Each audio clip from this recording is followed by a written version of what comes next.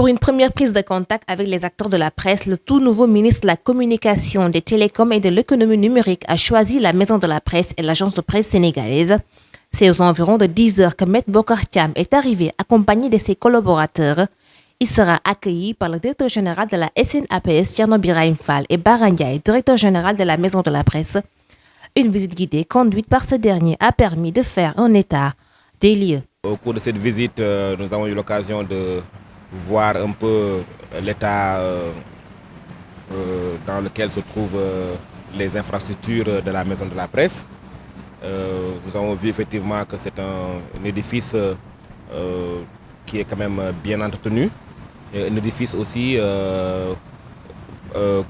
lorsqu'on le visite, on se rend compte effectivement que aujourd'hui la Maison de la Presse devrait être renforcée du point de vue budgétaire, puisque effectivement nous avons vu qu'il a quasiment un budget d'équipement qui est quasiment inexistant.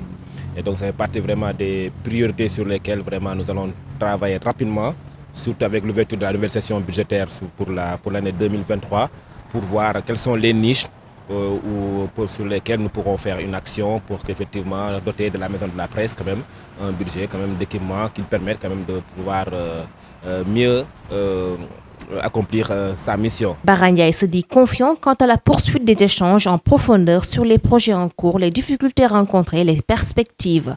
Nous avons bien entendu bénéficié d'une oreille attentive et nous ne doutons pas de son engagement et de ses bonnes dispositions à nous accompagner, à prendre en charge l'ensemble des soucis que nous venons de partager avec lui.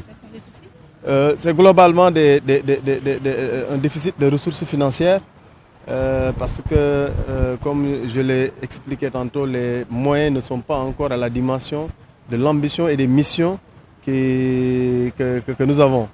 Et nous voulons que la maison soit renforcée en termes de ressources destinées à son investissement parce que c'est l'exploitation de son espace et qui lui permet quand même de prendre en charge une bonne partie de ses ressources de fonctionnement.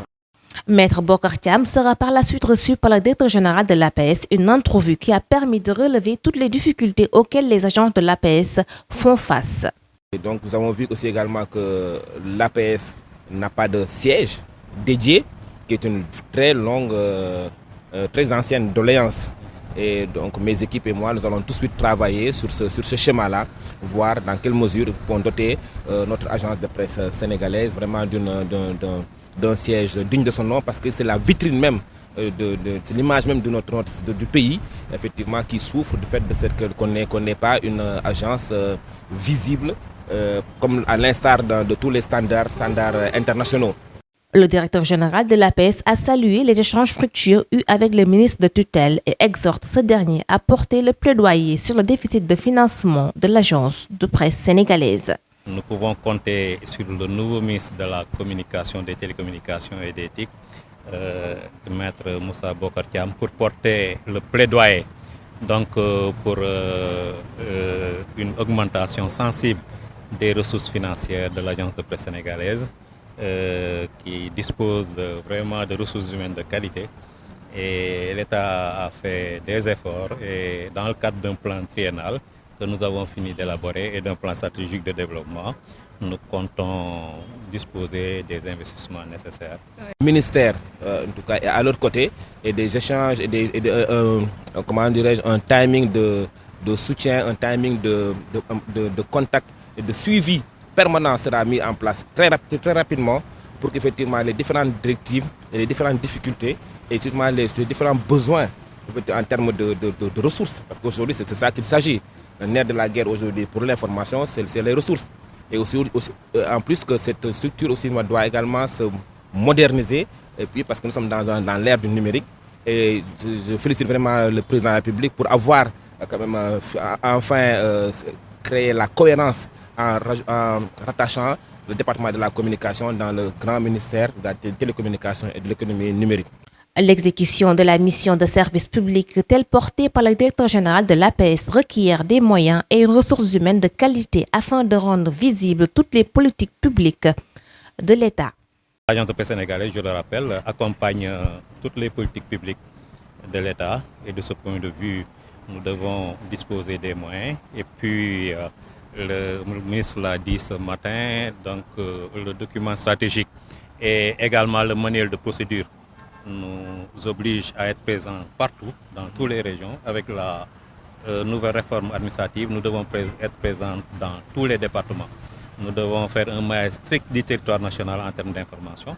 Parce que je parle avec un spécialiste de la décentralisation, le désenclavement n'est pas un phénomène strictement physique. On peut désenclaver par les médias, par l'accès à l'information, par l'accès aux nouvelles technologies. Avec la nouvelle configuration du ministère, nous comptons vraiment équiper l'ensemble de nos centres régionaux donc, de matériel informatique et donc, dans le cadre de la digitalisation. Voilà, donc il a parlé également de fake news. De plus en plus, les fausses informations circulent. Et l'agence est là maintenant pour un peu valider l'information, pour la fiabilité et la qualité de l'information. Et c'est tout le sens de l'appui que nous sollicitons auprès du gouvernement. Maître Bokar Thiam a salué le dynamisme du management des deux structures et entend mener des actions qui vont concourir à apaiser le climat social dans les médias de service public. Et que nous ferons tout notre possible effectivement pour apaiser le climat social, régler les différends et souvent appuyer aussi ces structures pour pouvoir vraiment améliorer le management. C'est là où on parle de contrat de performance, c'est là où on parle effectivement de plan stratégique de développement, c'est là où on parle de la qualité. C'est ça, c'est des exigences qui aident à améliorer la gouvernance. Et qui parle de gouvernance, non seulement la gouvernance financière, mais aussi de la gouvernance sociale. Et je sais que trouver ici des directeurs et des administrateurs qui sont vraiment très au fait de ces questions-là, qui sont très sensibles à la question sociale.